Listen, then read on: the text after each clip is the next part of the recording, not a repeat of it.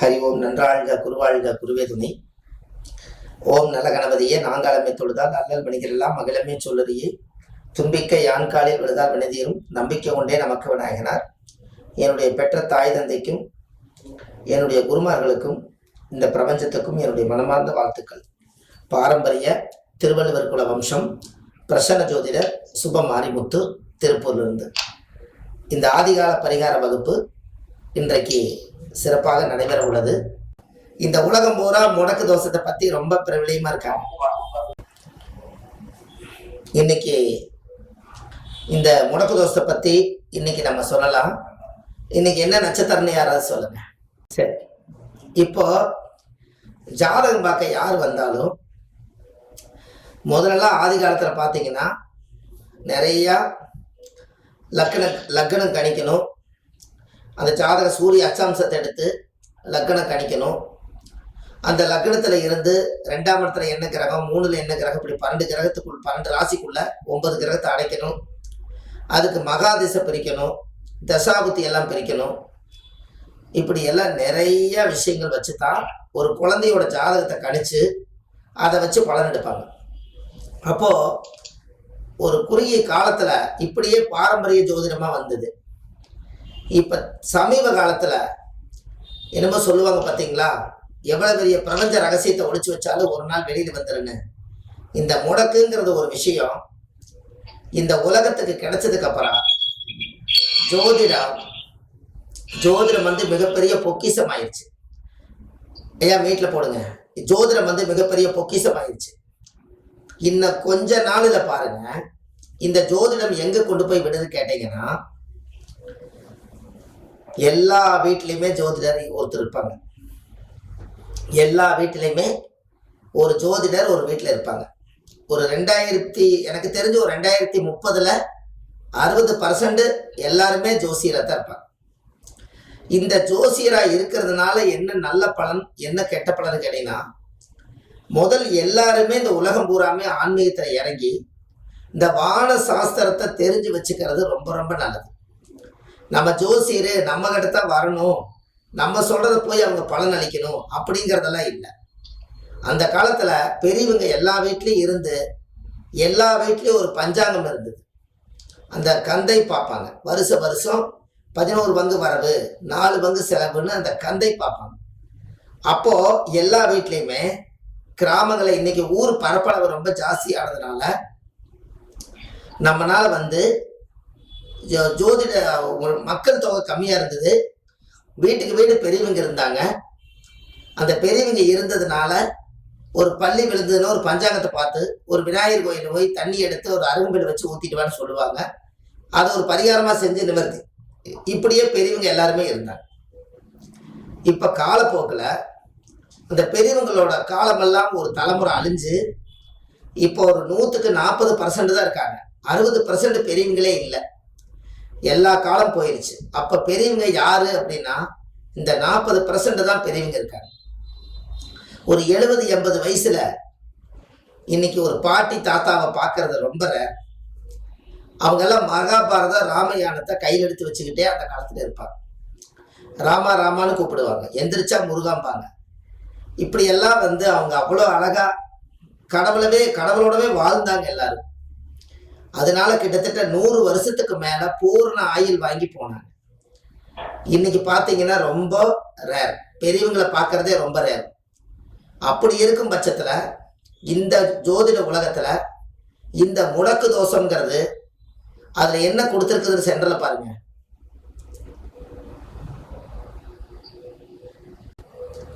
ராசி கட்டத்துக்குள்ள முடக்கு சமாச்சாரத்தை பத்தி நான் எழுதியிருப்பேன். Very good. சூரியன் என்ற நட்சத்திரத்துக்கு அந்த ராசிகள் முடங்கி போகும் அப்படின்னு நான் கொடுத்துருப்பேன்.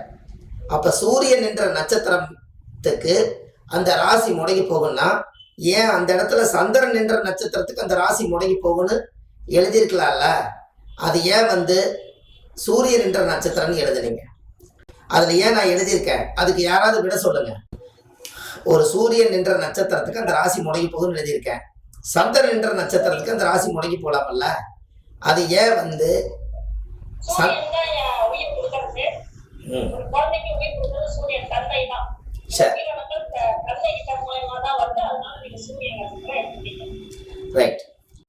இப்போ பூர்ணிமா அம்மா சொல்றது வந்து கரெக்டான வார்த்தை. அதாவது சூரியன் என்ற நட்சத்திரத்துக்கு அந்த ராசிகள் முடங்கி போகணும். எதுக்கு எடுத்தோம்னா, சூரியன்னா ஒரு அப்பாவோட உயிர் கருதா சூரியன். சூரியன் என்ற நட்சத்திரத்துக்கு அந்த ராசி ஏன் முடங்கி போகுதுன்னா, சூரியன் என்பது ஒரு அப்பாவுடைய, சூரியன்னா அப்பா, அப்பாவோட உயிர் கரு போய் அம்மா கர்ப்பத்துல பனிக்கூடத்துல வச்சு 10 மாசத்துக்கு அப்புறம் ஒரு குழந்தை ஆணோ பெண்ணோ வெளியில வருது. அப்ப இதுக்கு வந்து சூரியன்னா, சூரியன் என்பது ஒரு கரு வளர்ச்சிக்கு உண்டான கிரகம் தான் சூரியன். அப்பா தந்தையுடைய உயிர் கருவில் இருந்து தான் எல்லா பெண்களும் ஆண்களும் வெளியில வந்திருப்பாங்க.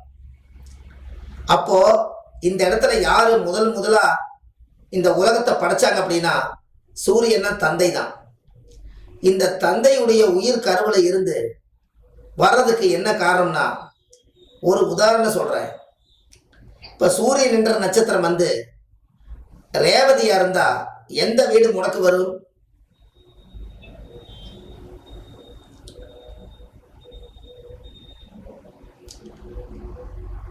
மேச வீடு முடக்கு வரும். மேசம் தானே? சிம்ம வீடா?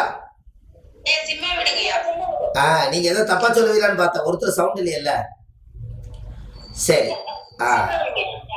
சிம்ம வீடு முடக்கு ஒரு உதாரணம். சிம்ம வீடு முடக்கு. இப்ப இவ்வளவு ஈஸியா புரிஞ்சுட்டீங்க. ரைட்டு. அந்த பேட்டர்ல என்ன கொடுத்துருக்குதுன்னா, நான் உங்களுக்கு அதுக்கப்புறம் சொல்றேன். அப்போ ஒரு தந்தையோட உயிர் கருவிலிருந்து ஒரு குழந்தை வெளியில வரும்போது சூரியன் என்ற நட்சத்திரம் எந்த நட்சத்திரமோ அந்த நட்சத்திரம் தான் யார் ஜாதகத்தில் இருந்தாலும் சரி.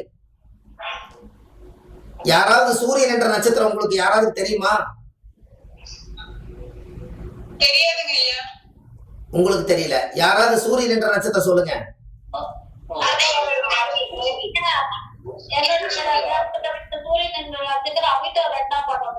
ரைட்டு.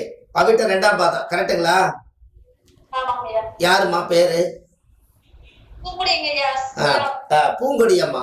இப்ப வந்து அவங்களுக்கு ஒண்ணு இல்ல, அவங்களுக்கு சூரியன் என்ற நட்சத்திரம் வந்து அவிட்டம்னு சொல்லிட்டாங்க. கரெக்டா? அவிட்டத்துக்கு எந்த வீடு முடக்கு வரும்? துளாராசி முடக்கு வருமா? உங்களுக்கு என்ன லக்கணம்மா? மேச லக்கணம். லக்கணத்துக்கு 7ஆம் இடம் முடக்காமா? அவ்வளவுதான். அப்ப 7ஆம் இடம் முடக்கா இருந்தா பூங்கொடி அம்மா ஜாதகத்துல திருமண வாழ்க்கை பாதிக்கப்பட்ட இடத்துலதான் முடக்கு தோஷம் விழுந்திருக்குது. கரெக்டுங்களாமா? இதுதான் பாயிண்ட். உங்களுக்கு எளிமையா புரியுதுங்களா?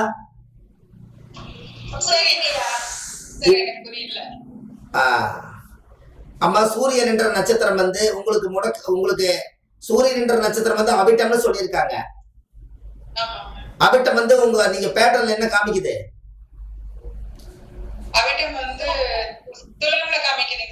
துலாவுல அவங்க மேச லக்கணம்னு சொல்லியிருக்காங்க. இருங்கம்மா ஒரு நிமிஷம். மேச லக்கணம்னு அவங்க சொல்லியிருக்காங்க. மேசத்துக்கு துலாம் எத்தனாவது வீடுங்க முடக்கு? அப்ப 7ஆம் இடம் என்ன? ஒரு பெண்ணுக்கு வந்து 7ஆம் இடம் என்னங்க? அவ்வளவுதான். கணவன் ஸ்தானம் அவங்க ஜாதகத்துல பிறக்கும் போதே பாதிக்கப்பட்டிருக்குன்னு சொல்லுது.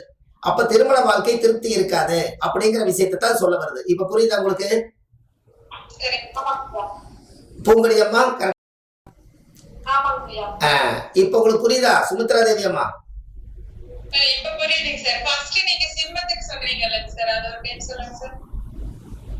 இல்ல இல்ல அதை விட்டுருங்க. நீங்க இப்ப விஷயத்துக்கு நேரா வாங்க. அந்த அம்மா அவிட்ட நட்சத்திரம் சொல்லிட்டாங்கல்ல.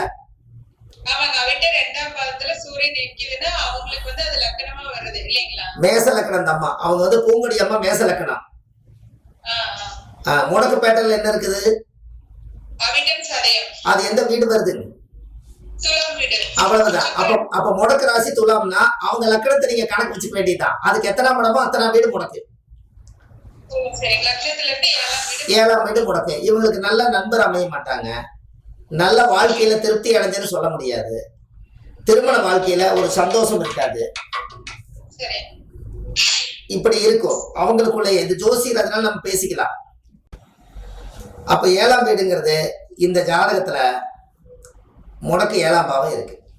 அப்ப அவங்க ஜாதகம் தான் நீங்க நினைக்காதீங்க. எல்லாத்தோட ஜாதகத்திலையுமே முடக்கு ராசி ஒருத்தருக்கு பாதிக்கும். அப்போ அப்போ வந்து முடக்கு வந்து 7ஆம் இடத்தை நீங்க கண்டுபிடிச்சிட்டீங்க. அப்ப 7ஆம் இடத்தை கண்டுபிடிச்சோன்னே இவங்களுக்கு என்ன ஒரு இதுன்னு கேட்டா, 7ஆம் இடம் முடக்கா இருந்தா அவங்க திருமண வாழ்க்கை ஆனதுக்கு அப்புறம் தான் எதிர்பார்த்த சந்தோஷங்கள் இல்லைன்னு சொல்லி அவங்க வெளி உலகத்துக்கு வருவதும், அவங்க தனிமையா ஒரு தொழிலை தேடுவதும், தன் திறமையை வளர்த்திக்கொண்டு நினைப்பதும், கணவர்னால நம்மளுக்கு சப்போர்ட் கிடைக்காது, நாம தான் இந்த உலகத்துல தன்னோட கையை வச்சு கரணம் பாடி வரணும்னு அவங்களா புரட்சி எடுத்து வந்த ஜாதகம் தான் இந்த ஜாதகம். கரெக்டுங்களாமா?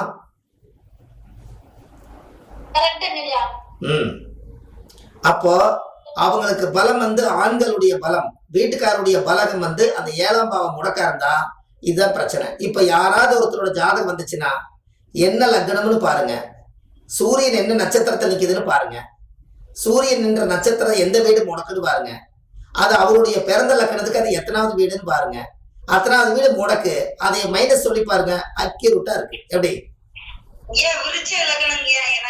சரி, சூரியன் இருந்து போறாரு, சூரியன் நட்சத்திரம் சொல்லுங்க. சூரியன் என்ற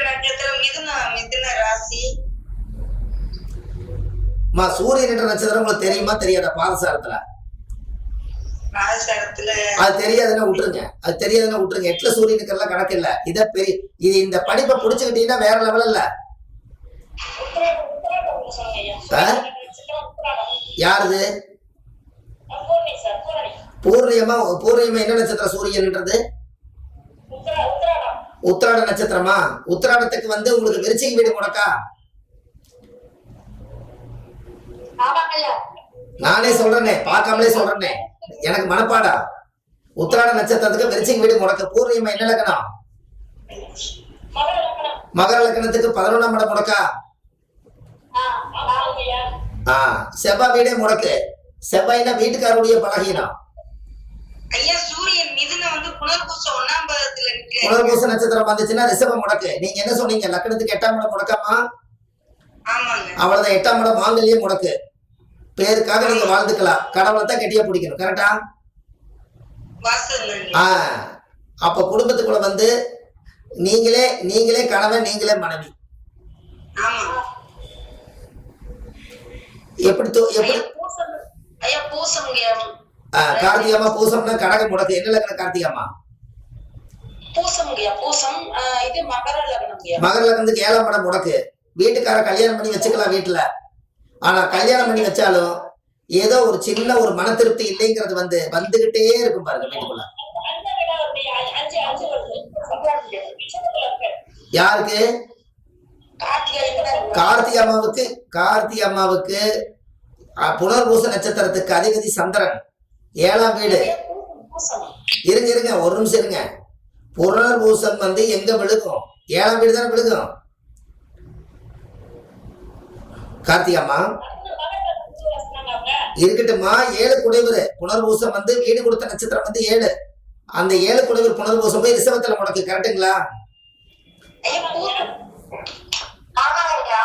ரிஷபம் தான் முடக்கு. அம்மா பூச நட்சத்திரத்துக்கு புனர்பூச ரெண்டுக்குமே ரிஷபம் தானே முடக்கு. அப்புறம் என்ன? 5ஆம் வீடு தானே முடக்கு. 5ஆம் இடம் என்பது என்ன பொருள்? என்ன ஆசை நிறைவேறக்கூடிய இடம் 5ஆம் இடம். அப்ப 5ஆம் இடம் என்பது குழந்தைகள் எல்லாம் பெத்துக்கிறதுக்காக இந்த குழந்தை திருமண வாழ்க்கை இருக்கும். குழந்தைகள் எல்லாம் பெத்ததுக்கு அப்புறம் நம்ம நினைச்ச சந்தோஷத்தை அடைய விடாது. அதுதான் 5ஆம் இடம் முடக்கு. எப்படி?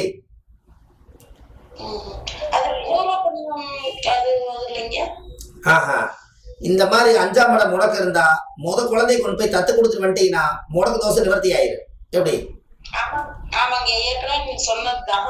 தத்து கொடுத்துருவாங்க.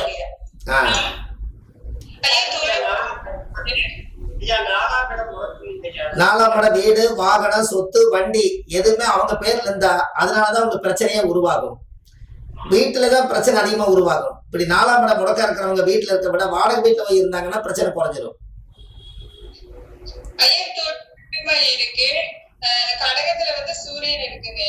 என்னங்கம்மா?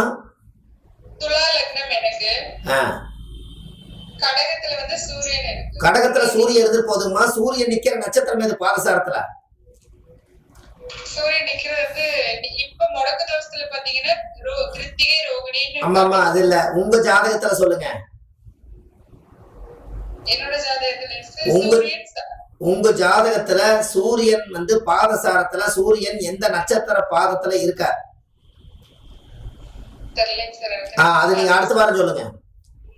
Okay sir. அடுத்த வாரம் சொல்லுங்க, உங்களுக்கு அது வந்து எல்லாம் எப்பவுமே இந்த பாதசாரத்தை வச்சுக்கோங்க. ஐயா எனக்கு சூரியன் வந்து பூசத்துல இருக்கு. தனுசு லக்னம். பேர் சொல்லுங்க. தனுசு லக்னம் சூரியன் வந்து பூசத்துல இருக்குயா. பூச நட்சத்திரம் வந்து ரிஷப வீடு முடக்கு, தனுசு லக்னத்துக்கு 6ஆம் வீடு முடக்கு. கரெக்டுங்களா ஐயா? ஐயா எனக்கு பேட்டனே இல்லையா. இல்ல இல்ல அது பாருங்க இருங்க, உங்களுக்கு நான் அனுப்புறேன். 6ஆம் வீடு முடக்கு, 6ஆம் வீடு முடக்கு. ஐயா சேலத்துல இருந்து பேபி தனுசு லக்னம் சூரியன் வந்து மர நட்சத்திரத்துல 4ஆம் பாதத்துல நிக்கிறாங்க ஐயா. மக நட்சத்திரத்துக்கு மேச முடக்கு, தனுசு லக்னத்துக்கு 5ஆம் இடம் முடக்கு. கரெக்டுங்களா? ஆமாங்க ஐயா. இப்படி டக்குன்னு நீங்க தூக்கணும். அந்த பேட்டர்னை மனப்பாடம் பண்ணி வைங்க. ஆச்சு உச்சும் எப்படி படிச்சிருப்பீங்களோ அது போல அந்த பேட்டர்ன் உங்களுக்கு எவ்வளவு ஈஸியா கொடுத்துட்டு பாருங்க. முடக்க கண்டுபிடிக்கிறதுக்கு எத்தனை நட்சத்திரம் நீங்க எண்ணி வரணும். விரல் விட்டு இந்த விரல் விட்டு சொல்லுங்க ஐயா. ஐயா மீன லக்னம் ஐயா. சூரியன் வந்து உத்தராடத்துல இருக்காங்க ஐயா. உத்திராடம் இருந்தா உத்திராடமா இருந்துச்சுன்னா விருச்சிக முடக்கு. விருச்சிகம் இருக்குங்களா? சரிங்க. என்ன லக்னங்க? மீன லக்னம் ஐயா. மீன லக்னத்துக்கு 9ஆம் இடமே முடக்கு. கரெக்டுங்களா? இந்த 9ஆம் இடம் முடக்கு இருக்கிறவங்களுக்கு என்ன பிரச்சனைனா 9ஆம் இடம் தான் கடவுள். 9ஆம் இடம் தான் கடவுள், கோயில், தர்ம, தானம் எல்லாமே. இவங்க வந்து 9ஆம் இடம் எப்ப கோயிலுக்கு போயிட்டு வர்றாங்களோ அதுல இருந்து பிரச்சனை ஸ்டார்ட் ஆகும். சரிங்க. அப்போ இந்த முடக்கு தோஷத்தை நிவர்த்தி பண்ணா தானே நீங்க நல்லா இருக்க முடியும். ஆமாங்க ஐயா. இப்ப உங்களுக்கு புரியுதா? முடக்கு தோஷம் 9ஆம் இடம் என்பது சாமி வீட்டுக்கு விட்டு வாசப்படியிலே நிக்க வீட்டுக்குள்ள வராது. அப்ப முடக்கு நம்மளே லாக் பண்ணி வச்சுக்கிறோம். அப்ப இதெல்லாம் யாரு கொடுத்த கர்மான்னு நல்லா தெரிஞ்சுக்கங்க. அப்பா வந்து நம்மளுக்கு உயிர் கருவிலிருந்து உருவாகும் போது கொடுத்த கர்மா தான் சூரியன் என்ற நட்சத்திரம் முடக்கு கர்மா. அப்பாவுடைய சொத்து பிள்ளைக்கு தானா, அப்பாவுடைய பாவம் பிள்ளைக்கு தான். கரெக்டுங்களா? ஆமாங்க ஐயா. இப்போ அப்பா என்ன பண்ணிடுறாருன்னா அம்மாவோட கர்ப்பத்துல போய் உயிரை உருவாக்கி நமக்கு டிரான்ஸ்ஃபர் பண்ணிடுறாரு. அந்த டிரான்ஸ்ஃபர் பண்ணின கர்மாவை இப்ப நாம கருவுல இருந்து வெளியில வந்து இப்ப நாம சுமந்துகிட்டு இருக்கிறோம். இந்த இடத்த சரி பண்ணாம நாம ஜாதகத்துல செவ்வாய் தோஷம், நாகதோஷம், மாங்கலி தோஷம்னு சொல்லி வாழ வேண்டிய வயசுக்கு இப்ப பாத்துக்கிட்டு உட்காந்துருக்கோம். அப்போ ஒரு தந்தையோட கர்மாவை கண்டுபிடிச்சு ஆரம்ப காலத்திலேயே அந்த தந்தையோட கர்மாவுடைய முடக்கு தோஷத்தை சுத்தப்படுத்திட்டா உங்க ஜாதக அசுர வளர்ச்சிக்கு போகுமா போகாதா? கண்டிப்பா போகும் ஐயா. அப்ப அதை கண்டுபிடிக்கணும்ல நம்ம. கரெக்டுங்களா? இப்ப அதுக்கு தான் உங்களுக்கு இந்த முடக்கு தோஷத்தை பத்தி சொல்லி கொடுத்தேன். ஒரு சின்ன கட்டம் போடுங்க, ஒரு ராசி கட்டம் போடுங்க, உங்களுக்கு முடக்கு கிளியரா சொல்லி கொடுக்குறேன்.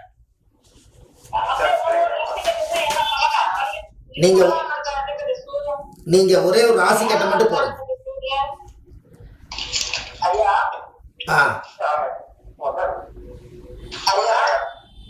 ஐயா சொல்லுங்க.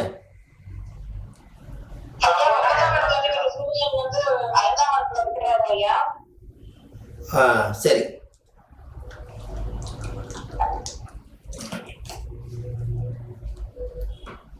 இல்ல நான் என்னங்கிறேன்னா இப்போ ஒரு சூரியன் வந்து ஆயிலியம் 4ஆம் பாதத்துல இருக்கிறாரு சார். ஆயிலி 4ஆம் பாதத்துல இருந்தா சிம்ம வீடு தானே முடக்கு, ஆயிலி நட்சத்திரத்துக்கு.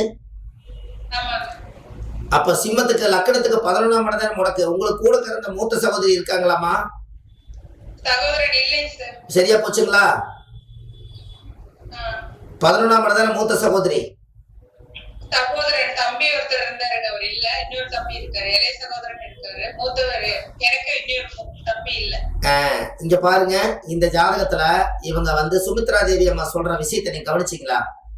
அவங்களுக்கு வந்து துலா லக்கணம். துலா லக்கணத்துக்கு அவங்களுக்கு முடக்கு எங்க விழுகுதுன்னா ஆயிலி நட்சத்திரத்துலதான் சூரியன் என்ற நட்சத்திரம் பிறந்திருக்குது. அப்ப சூரியன் என்ற நட்சத்திரம் வந்து ஆயிலியத்துக்கு வந்து சிம்மராசி வீடு வரும். அப்ப இவங்களோட லக்கணத்துக்கு அது எத்தனாம் இடமா வரும்? சிம்மம் 11ஆ வரும். 11 இடம் வரும். 11ஆம் இடம் என்பது மூத்த சகோதரர்கள். சகோதரன் சகோதரி. அப்ப இந்த மாதிரி ஜாதகத்துல 11ஆம் இடம் முடக்கா இருந்தா இவங்களுக்கு மேல இருக்க மாட்டாங்க, அப்படி இருந்தாலும் அவங்க விருத்தியாக மாட்டாங்கன்னு இந்த முடக்கு தோஷம் சொல்லுது. எப்படி? அவர் ரெண்டு தம்பி தானே சார், எனக்கு வந்து தம்பி தான், நான் தான் பெரிய பொண்ணு. அதுதான் சொல்றேன். உங்களுக்கு மேல 11ஆம் இடம் முடக்கா இருந்தா அதுக்கு மேல கரு வளர்ச்சி ஆகாது, கரு உருவாகாது. அதைத்தான் இந்த மாதிரி ஜாதகக்காரர்கிட்ட மூத்த சகோதரியை சோதிச்சு கேட்டாங்கன்னா, மூத்தவங்க எத்தனை பேர் இருக்கிறாங்கன்னு கேட்டாங்கன்னா, அந்த ஜாதகத்துக்கு 11ஆம் இடம் முடக்கா இருந்தா மூத்தவங்க அதுக்கு மேல இருக்க மாட்டாங்க, அப்படி இருந்தாலும் உங்களோட உறவு வச்சுக்க மாட்டாங்கன்னு சொல்லலாம். நான் தான் சார் பொண்ணு, எனக்கு ரெண்டு தம்பிங்க, ரெண்டாவது தம்பி தான் இல்ல, ஃபர்ஸ்ட் தம்பி இல்ல, ரெண்டாவது தம்பி இருக்கு. கரெக்டுங்கம்மா. அது நீங்க சொன்னதான் மூத்தவங்க இல்ல, அதைத்தான் சொல்ல வருது. அதே போல இன்னொரு விஷயம், இது உயிர் காரகத்துவம் பாதிக்கப்பட்டிருக்கு. பொருள் காரகத்துவத்துல என்ன பாதிக்கப்படுதுன்னா, அவங்களுக்கு 11ஆம் இடத்துல லாபஸ்தானம். கொள்முதல் எவ்வளவு போட்டு தொழில் பண்ணாலும் லாபத்தை எடுக்க முடியாம தவிப்பாங்க. இதுதான் அந்த ஜாதகத்தோட உண்மையான ரீசன். கரெக்டுங்களாமா? நீங்க என்ன தொழில் பண்ணாலும் சரி, அந்த தொழில வந்து லாப நோக்கத்துல நம்ம தொழில் செஞ்சா எவ்வளவுக்கு எவ்வளவு இன்வெஸ்ட்மெண்ட் பண்றோமோ அவ்வளவுக்கு அளவு அந்த தொழில் இருந்து பணத்தை எடுக்க முடியாம தவிப்பீங்க. இதுக்கு ஒரே கொள்முதல் போடாத தொழிலை நீங்க கத்துக்கிட்டீங்கன்னா உங்களுக்கு எப்போதுமே காசு வரும். அதுதான் பரிகாரம். இதை இப்ப பாத்துட்டு இருக்கிறீங்களா ஜோசியர், நீங்க என்ன 10 காசு சந்தனம் 10 காசு குங்குமம், இது என்ன குங்குமம், இது என்ன கொள்முதல் உங்களுக்கு?